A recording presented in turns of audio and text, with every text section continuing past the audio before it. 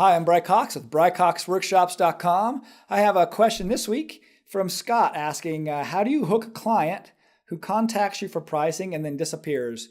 Mainly weddings for him, it sounds like. So first of all, if you're unfamiliar with my work, for any of you guys watching this video, I'm a PPA master craftsman about 10 times over. I've been a full-time photographer for well over 20 years and teaching workshops all over the country, various states, national conventions, things like that, for well over a decade, sponsored by some of my favorite brands like White House, Adobe, things like that.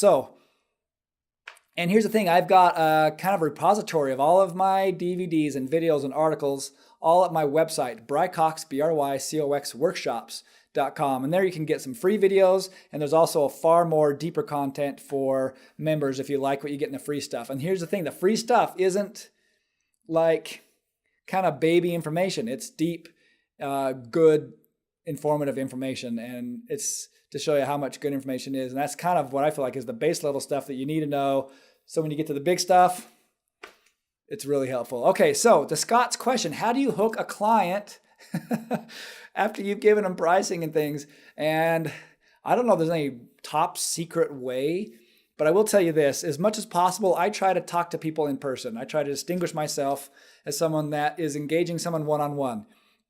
And then when I talk to them, I want to talk to them about how my lighting is going to be different than everybody else's, how I'm going to get better expression than everybody else. And I'm trying to explain that when I'm creating a photo, it's not just like a snapshot. It's not something lucky. I'm not just going to go there and shoot 1,000 images and hope to get something good. I'm going to shoot far fewer images, and what I'm going to shoot is going to be far more variety and far better than anybody else who's shooting just a ton of images. And try to understand a little bit what they're looking for, what they like, what they don't like, where their wedding is going to be. And that kind of helps me narrow down to a package. And here's the thing, people just want to price things on their phone. They just want to look through, scroll through photographers and go, I like that guy, I don't like that guy. And they just want pricing that way, and they want to shop that way. And fewer people actually want to come in and meet in person. But I like to talk in person, at least over the phone. If not, trying to get them to come in and meet with me. But okay, on the phone, same kind of thing. Let's talk to them. Tell me about your wedding. Where's it going to be? Great. I've got a lot of options, so many options. I don't want to throw them all at you because it's just going to be confusing. It's just a lot of pricing and numbers and stuff. But now that I know what you're looking for, I'm going to take that and narrow it down to this. And I kind of think this package, this price range, that's what I would recommend.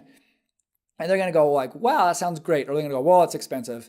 A lot of times they're going to say, well, that's expensive because years ago, I used to shoot about 100 weddings a year because I was on the, I wouldn't say cheap, but on the cheaper. I mean, what's the better way of saying cheap? Just more affordable price range, okay? And so I was shooting 100, and I literally got to the point where I loathed showing up to weddings. It was like, oh man, they're so exhausting, so tiring. And I thought that it hit me one day, I'd rather shoot 10 weddings a year and put my whole heart and soul into them and make them amazing than to shoot 100 weddings a year and kind of loathe them. And on top of those, I mean, I also do bridals and engagements and families and kids, and I shoot stuff here in the studio and I go stuff on location. But as far as weddings go, I kind of like to just limit those and just really focus on the best of the best. So I price myself that way, which means when I tell people my prices, blah, blah, blah, they're going to go, whoa, that's expensive. I get it. Let's talk about it. Is it expensive in the sense that you just didn't expect it? Is it expensive in the sense that you're comparing me to all these other people that are kind of learning? And nothing against anybody. Everybody has to learn. Everybody has to start somewhere. But what are you comparing me to?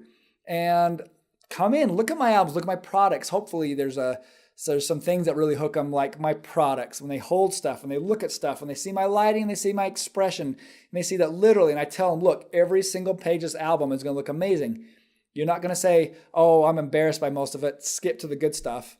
That's not how I shoot weddings. When I shoot weddings, everything looks amazing. I don't care the time of day. I don't care where it's at, if it's inside, if it's outside. My skill is getting great expression and lighting you and making you look amazing anywhere, any time of day, no matter what. No excuses. That's what I do. Now, they can help me by being on time, by being a little bit upbeat. Sometimes, I don't know how many weddings you've been to, but often the brides are mad. The dress doesn't fit right. She's always doing this the whole time. She's falling out of it, always fixing it. Flowers, she doesn't ever like her flowers. It's not quite what she imagined. They look good to me. I've seen a gazillion flowers. These flowers look great. Just enjoy them. It's just enjoy your day. No, they got to complain about flowers. Like mom and dad are divorced. They're bickering in the background, right? Bridesmaids, issues with them. I mean, weddings are a big bag of problems, aside from the fact that they're just late a lot. So I tell them, like, look, there's going to be a lot of problems at this wedding. The weather's not going to be what you think. People aren't going to be on time. We're going to do everything we can to make sure that people are there a little bit early, but still, I'm just telling you how it's going to be. People are going to be late. You're going to be stressed and all of that. The more time you give me, the better images we're going to get. The less time you give me, I'm still going to get good images, but they're going to be fast and we're going to have less quantity. But my job is to make you look amazing. And all I ask of you is that you just, as much as possible, are upbeat and on time. And that's just going to make everything easier for me, which is going to make all the better images for you.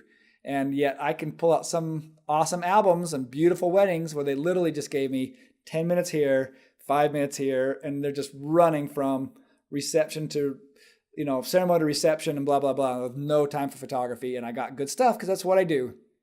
It's just easier with more time. So I talked to them about all this kind of stuff. And then here's the big thing.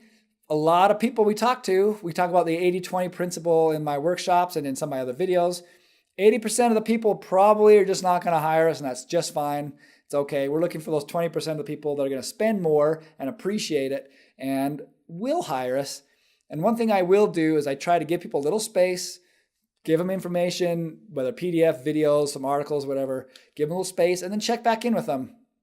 Often they'll say, you know what, that's just way out of our budget. We're looking for a wedding photographer in the $500 to $1,000 range. Like, great. If you ever want to get something nice or nicer, if you ever want to, that's probably the wrong way of saying it. But I'll say, look, if you ever want to come in.